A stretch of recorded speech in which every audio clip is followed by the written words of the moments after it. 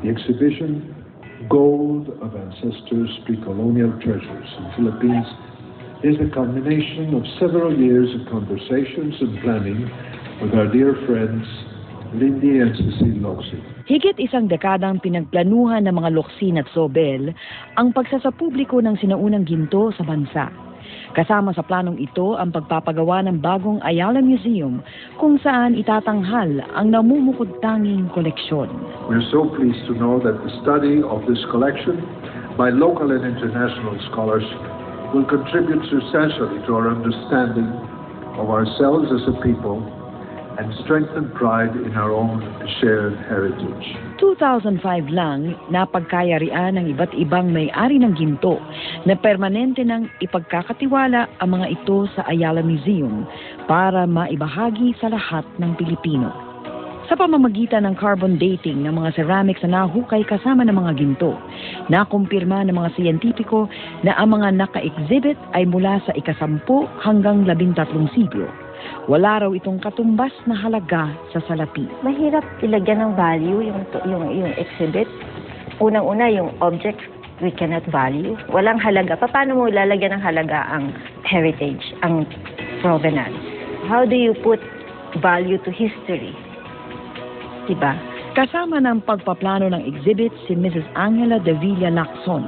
Bukod sa pagkukwento ng ating pinagmulan, nais daw ipakita ng mga tao sa likod ng exhibit na may kulturang maipagmamalaki ang mga Pilipino na mas matanda pa sa pagdating dito ng mga Kastila.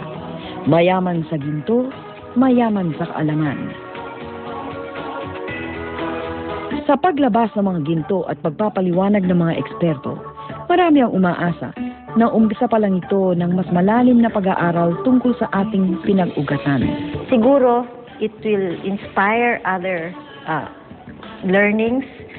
Kasi umpisa lang to eh. It actually will inspire more research para malaman natin kung ano ba talaga yung ating pinagmulan, paano ba tayo konektado dun sa mga ibang kapitbahay nating bayan. We are part of a whole family of islands in Southeast Asia or in Asia. Sa mga historian, academician at eksperto mula sa iba't ibang panig ng mundo, unang binuksan ang Gold of Ancestors exhibit.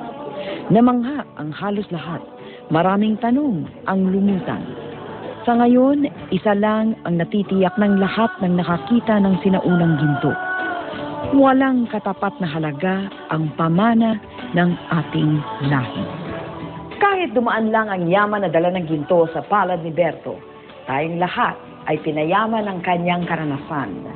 Sa paglutang ng ginto ng ating mga ninuno, unti-unting napatutunayan na tayo ay mula sa lahi may mataas na antas ng kultura, may angking likas na yaman at namumukod tanging galing. Isang pamayanan na mulat na sa kabiasnan bago pa man dumating ang mga mananakop. Ang atin ay isang lahing may pagmamalaki.